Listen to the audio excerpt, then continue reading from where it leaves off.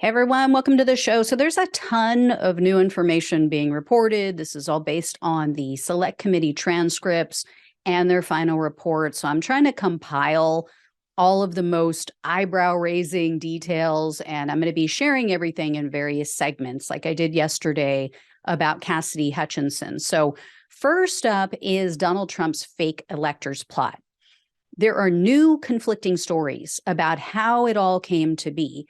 Election denying attorney Cleta Mitchell, who you guys have probably heard of, she told the committee that Utah Senator Mike Lee is the one who conceived of the plan and then disseminated the plan. She told the committee, quote, "There were a group of people who were discussing that. I don't know that it wasn't my idea. It was actually Mike Lee's idea." So Mitchell also said that Lee referred to this alternate slate of electors as, quote, "the sweet spot." And this is in regard, what he meant was this was in regard to getting other Republicans on board.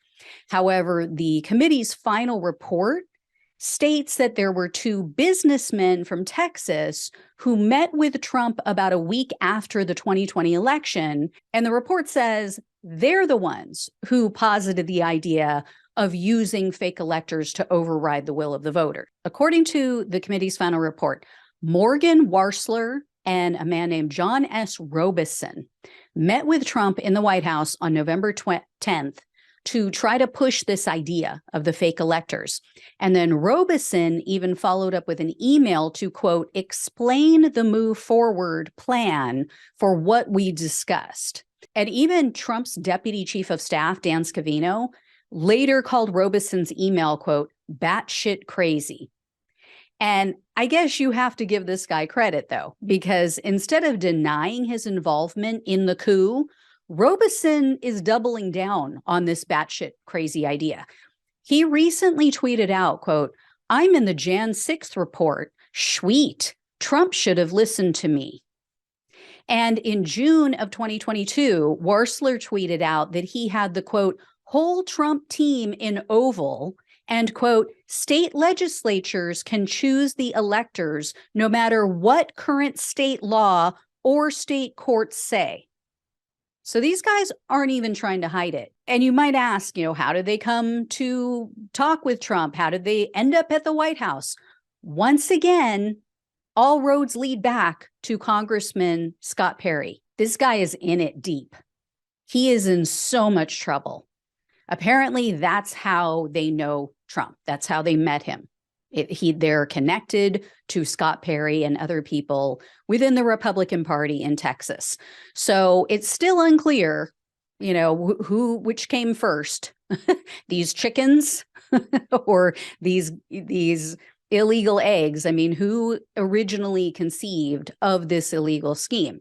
What we do know is that Trump and some of his allies were directly involved in the plot, at least in the state of Nevada. The committee interviewed two fake electors from Nevada, the Republican State Party leader, Michael McDonald, not that Michael McDonald, and also a man named Jim Graffenreid, I think is how you pronounce it.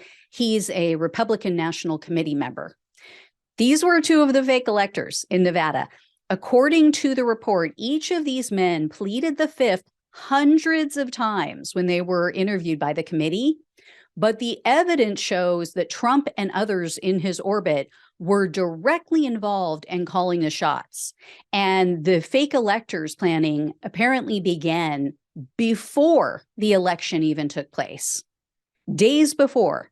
The committee was able to obtain texts, emails, they said, internal GOP memos, handwritten documents even, which show that, for example, McDonald had a conference call with Trump, Mark Meadows, his chief of staff, and Rudy Tootie Giuliani, as well as Eric Trump. This was the day after the election. Following that meeting, McDonald texted a contact and he said, quote, "They want full attack mode. We're going to have a war room meeting in about an hour." And in one of DeGraffenreid's texts, he all but admits that Trump didn't really win. He and others were going back and forth. They were discussing whether or not they thought that the Republican Secretary of State for Nevada would sign off on their alternative electors. So Graffenried writes in this text chain, quote, "She might do a lot of things, but sending a slate of Republican electors without them being clearly the winners of the popular vote is not one of them." So they knew that Trump didn't win, or they at least doubted it, the popular vote in Nevada, but they continued to push this unconstitutional plan. They met and signed a phony certification anyway. This guy who just said in the text message, yeah, I don't know if she's going to sign off on it, given that, we don't know that he actually won. But he went and put his name on the dotted line saying, yes, Trump actually won this state. These people have far more culpability than others, in my opinion. They cynically went along with something that they knew to be false, strictly for their own political gain and their agenda. There are true believers out there. And at least with the true believers, they're just gullible, right? They're not evil. They just got played. They just fell for another one of Trump's lies. But these guys knew the truth, and they committed potential crimes on Trump's behalf. So I have no empathy for them, no sympathy. Whatever happens, they deserve it. They all need to go down. Now, if they can flip some of these people, you've got it in writing, which is one of the things everyone has said. Trump doesn't do anything in writing.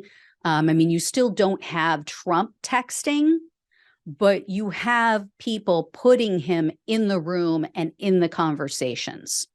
So if they can get enough people to corroborate each other's stories, plus they have this evidence, these text messages of people speaking freely at the time, thinking that there weren't going to be any consequences for their actions, you get enough of them, a jury will convict. So anyway, guys, when I hear more, I will let you know. Thanks so much for watching and listening. Please like, share, and subscribe. Please donate. It truly helps. I greatly appreciate it. Appreciate all of you. Take care, and I'll talk with you soon.